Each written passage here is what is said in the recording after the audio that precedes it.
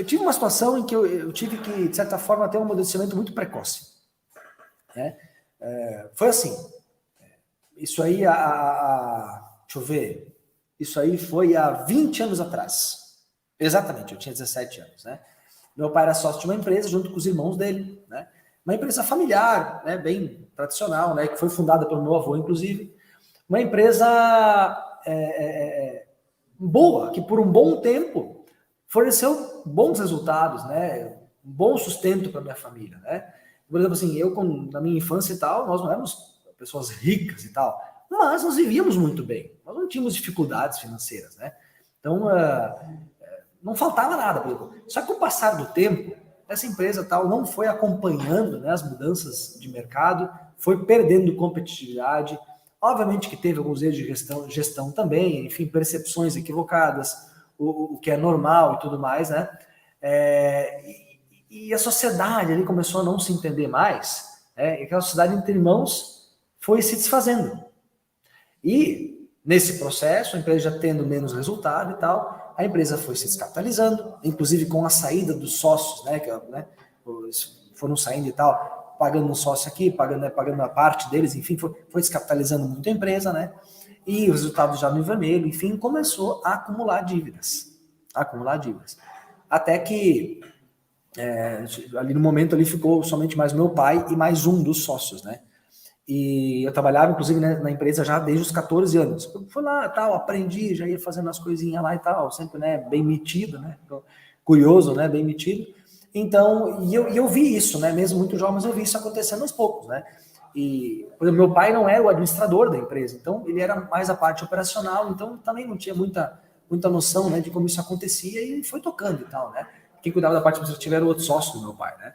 Então, e até que chegou um momento que eles também já não se acertaram mais. E aí eu me lembro de um episódio que para mim foi emblemático, né? E aqui talvez seja o ponto de começo, né, dessa jornada, quer dizer, pegando lá bem na origem, né? Chegou um momento que não se entenderam mais e definiram que um dos sócios tinha que sair, ou meu pai, ou o sócio dele na época, né? E aí eu tinha 17 anos nessa altura do campeonato. Então, eu me lembro até hoje, meu pai sentou numa mesa, era um final de tarde, assim, né? Ele teve a reunião lá com o sócio dele, tomar essas definições. Ele sentou na mesa, chegou lá e disse: e aí, guri? Nós vamos ter que decidir agora. A gente entrega a empresa ou assumimos ela e damos sequência no processo. E eu com 17 anos, poxa, aquilo foi, né, um caminhão já de responsabilidade e eu topei. Disse, não, pai, vamos tocar. Eu acho que a gente consegue tocar e tal, e conseguimos fazer isso acontecer. Só que, claro, eu nem tinha muita noção do que estava acontecendo. 17 anos e tal, né? A gente acha que é bem mais inteligente do que de fato é, aquelas, né, adolescente e tal, normal, né? E, não, vamos lá, vamos tocar. E o ponto é que a empresa também não tinha falido oficialmente, mas tinha muita dívida, né? E eu não tinha nem muita noção disso, né? Quer dizer, tinha com fornecedor, com impostos, né? E depois eu fui começando a me inteirar um pouco mais nos dados ali e entendi. Então cá estava eu, né, com essa bronca para resolver junto com meu pai, né? Inclusive, eu ainda nem sabia como resolver, mas nós tínhamos firmado um propósito, né? Não, nós vamos dar um jeito aqui de fazer as coisas acontecer e tal, para colocar a empresa nos trilhos de novo, né? Para conseguir reverter esse processo. Inclusive, aqui eu separei umas imagens aí, né, da época, né? Aqui já foi até um pouquinho depois, enquanto nós já estávamos no processo já de construção de marca da empresa e tudo mais, né? Obviamente que esse processo também me ensinou muito de como ser resiliente nos negócios e tudo mais, me ensinou outras coisas em paralelo, mas não vem ao caso isso hoje, né? O que acontece? Tem até uma situação assim que aconteceu um pouco na época assim que, enfim, eu não tinha conquistado nada até então, né? Mas eu tinha comprado um carrinho para mim, um Gol MI 97 básico, tal, né? Aqueles Gol bolinha, né? Que fala, né? E eu tive que entregar esse Gol, que inclusive eu tinha comprado esse Gol com uma cota de consórcio, né? Que eu tinha feito ali na época, o nome da empresa e tal, né? Tinha comprado e eu tive que entregar isso para pagamento disso. É uma coisa que me doeu muito na época, porque, poxa, era o primeiro bem que eu tinha conseguido comprar, e aí eu já tinha que entregar ele assim, né, de mão beijada, enfim, por uma conta que nem era minha, mas como eu tinha subido aquele processo, então eu tinha que dar sequência, né?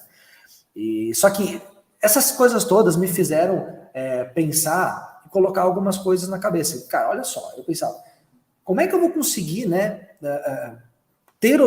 conquistar meus objetivos, daqui a pouco, né, construir uma família e tal, comprar uma casa e tal, que é, assim, o objetivo da grande maioria das pessoas, principalmente quando está iniciando, né, uma jornada, se eu não consigo nem comprar um carro velho, que na época era isso, né, era um carro mais velho na época, enfim.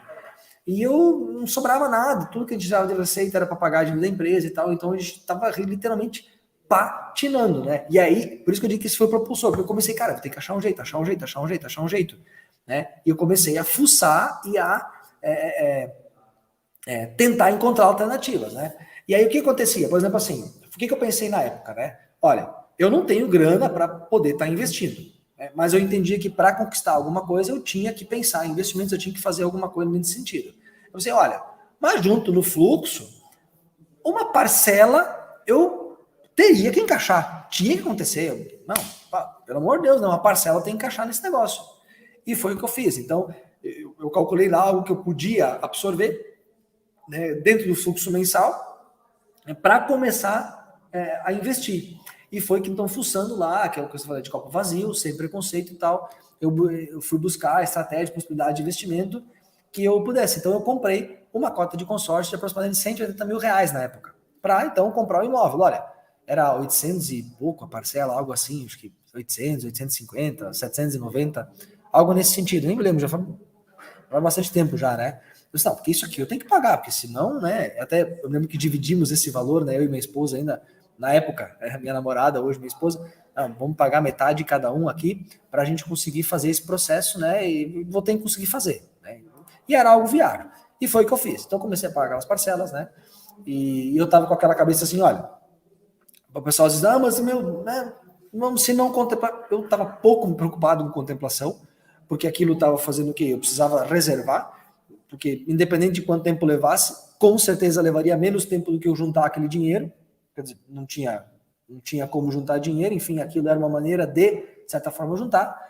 Então, pela lógica, eu fiz umas análises do grupo, cara, isso aqui eu vou contemplar meu imóvel antes de pagar tudo, o que é bastante lógico, né? E é uma coisa que funciona até hoje, inclusive, né? Então eu entrei sem uma expectativa. Só que aconteceu, né? Eu não tinha preconceito, não tinha expectativa, eu entrei de copo vazio. Só que veja bem, olha só, presta atenção agora. Eu tinha pago 8 parcelas nesse investimento e contemplei essa carta. E eu nem tava ligado nesse negócio de vender carta, tá? Isso foi uma situação muito depois, né? Só que com essas 8 parcelas pagas, né? Eu contemplei a carta e eu fui investigar o que eu poderia fazer com essa carta. E aí que eu entendi dessa possibilidade de venda, porque eu comentei e tal, e vi que, não, peraí, tem gente interessada nesse negócio, né? Aí eu entendi essa procura, essa questão de que eu tinha uma oferta de crédito na mão e que eu poderia lucrar com isso. Eu saquei isso aí, porque com aquilo na mão eu comecei a fuçar e tal, né? E descobri. Então, nesses 8 meses, eu tinha investido em torno de R$6 mil nessas parcelas, né? E na época eu vendi essa carta por, se eu não me engano, acho que foi 33 ou 35 mil reais que eu vendi essa carta na época. Então, assim, eu ganhei aproximadamente uns 30 mil na época. Eu multipliquei por 7 vezes aquele meu dinheiro. E você coloca aí nesse tempo todo atrás, 30 mil ainda era bastante dinheiro, né? Porque, né, o dinheiro vai perdendo valor, enfim, na época era muito dinheiro. Então, inclusive, eu separei aqui, né? O que acontece? Ó, essa aqui era a cota, né? Grupo 1019. Né? Inclusive, com o valor dessa venda, eu consegui dar o meu primeiro passo. O que eu fiz? Eu comprei um terreninho, investi num terreno, porque, ó, né, peguei esse lucro, comprei um terreno, e depois, já, assim, imediatamente, na verdade, já comecei um novo consórcio. Porque, ó, vou fazer de novo isso aqui e tal, né? Comprei o terreno, aquilo tá lá e foi valorizando e tal. O melhor negócio que eu fiz, inclusive, na época. Até hoje, na verdade, não é só na época. E só que com o tempo, né? Então as coisas estão olhando na empresa, tal, a renda foi melhorando e tal. E como eu já estava então mais ligado nesse jogo, eu comecei a fazer mais cotas. Justamente porque, peraí, se eu contemplei aquela, eu posso talvez contemplar outras e tal. Então, fui fazendo mais cotas. E também que eu tinha certeza que esse valor não estava perdido, ele ia retornar em algum momento. Então, comecei lá. E aí, nesse meio tempo, já acabei contemplando outros e tudo mais. Mas aí teve uma que foi de novo emblemática. E vocês vão entender por quê, porque ela foi uma peça fundamental para o desenvolvimento do método. Teve uma que eu contemplei já depois de mais de 7 anos investindo. Tá? E, inclusive, na época, não tinha lance de fidelidade, não tinha vários elementos que hoje a gente tem que facilitam. Né? Então, era muito mais precário do que é hoje. Hoje os grupos já estão muito mais desenvolvidos, né? A gente já conseguiu trabalhar eles para investimento de uma forma bem mais inteligente. Mas vamos lá, na época, então, uma demorou 7 anos, e o que aconteceu? Aí, de novo, peguei essa carta, deixa eu entender o que eu posso fazer com isso. Né? Deixa eu entender. Vender essa carta já não valia mais a pena, eu até poderia repor o que eu tinha investido, mas não, eu quero ganhar dinheiro, então não vou entregar para o que tinha pago. Eu comecei a fuçar. E aí eu entendi como que eu poderia fazer a alavancagem com o imóvel. Como que eu poderia fazer? Então vamos lá. Eu senti na pele isso, na verdade. Por quê? Essa carta eu tinha pago um valor por ela, certo? Um valor por ela. Mas não foi a totalidade das parcelas. Eu paguei uma parte, né? Os 7 anos. E eu estava pagando meia parcela. Então o tanto que eu paguei foi bem menos do que o que de fato vale a carta. Tinha o valor da carta para aportar no imóvel. Então, ou seja, eu formei uma alavanca de novo, né? Inclusive, aí, esse foi a carta que eu usei para fazer esse processo. Então, que eu usei para alavancar na compra de um imóvel. Questão de números, tá? O que aconteceu nesse processo? Eu tinha pago em torno de 60 mil reais essa cota, né? Eu juntei com outras cotas que eu tinha, até comprei mais uma cota contemplada na época, eu desembolsei 119 mil. Com mais um pouco de recurso próprio que eu tinha, eu investi 800 mil nessa obra. Não chegou a demorar 2 anos depois, esse imóvel já estava valendo mais do que 1,5 milhão. Aí eu entendi, caramba, olha como, se a gente usar esse elemento a nosso favor, não importa se a carta demora para contemplar, a gente consegue pegar aquele pouco que a gente investiu, porque pouco a gente está pagando meia parcela, e jogar, né, na alavancagem de um imóvel. Se quisesse vender esse imóvel, já teria aí praticamente aí duplicado o valor investido. Mais do que duplicado, porque se for considerar o que eu aportei, foi menor do que o valor total gasto, porque eu investi 119 mil, e mais um valor que eu tinha, que mal e mal dava 100 mil, e levantei 800. Então, a sacada da alavancagem. E aí me cai uma ficha, que essa operação toda eu tinha feito sempre sem descapitalizar.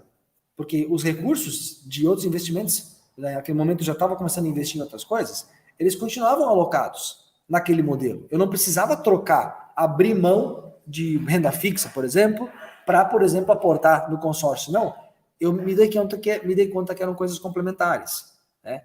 E eu não precisava, eu podia alavancar sem pagar juros, alavancar sem comprar à vista, somente com os aportes mensais. Não importa quando chegasse a contemplação, o que eu tinha que ter só a ciência de fazer isto ou aquilo com aquela carta, ou seja, usar com sabedoria a carta, né? Então, a partir disso, eu fui entendendo como funciona esse processo de alavancagem. Eu entendi que ou eu tenho lucro com a carta, ou eu tenho lucro na aquisição de um imóvel, né? Então, eu comecei a fazer cálculo, estruturar mais para poder desenhar todos os do método ERSA, né? Então, através de estudo, de cálculo, buscando estratégias no mercado, né, eu consegui ser muito mais efetivo. E o grande bônus disso tudo é que eu não estava refém do acaso. Por exemplo, a pandemia, uma guerra, enfim, por mais que troca de governo, enfim, por mais que o cenário político podia mudar, isso não afetava o meu negócio. Não afetava, porque as pessoas continuam precisando de crédito, as cartas contempladas continuam tendo liquidez no mercado, né? Continua tendo pessoas precisando de crédito e também precisando de moradia, empresas precisando de imóveis para se alocar. Então, ou seja, sempre essa questão de você estar investindo no imóvel para estar alugando ou para estar vendendo esse imóvel, você vai sempre ter uma saída para ele, independente de como está o cenário, né? E em 2018 eu tirei isso do papel, de fato, né? Porque o que aconteceu daí? A empresa continuou evoluindo e tal, e eu consegui virar a chave da empresa e tal, né? E a gente conseguiu, então, dar resultado para ela, tudo mais, criar uma marca, e a gente vendeu essa empresa. E aí chegou o momento de entrar de cabeça no mercado de consórcio. Então, a partir de 2018, a gente se dedicou 100% ao mercado de consórcio e criamos uma estrutura para poder utilizar o método ERSA e pulverizar e capitalizar a partir desses resultados. Ou seja, entregar essa estratégia para mais pessoas, divulgar o método e prospectar outras pessoas que também estão interessadas nesse modelo de investimento.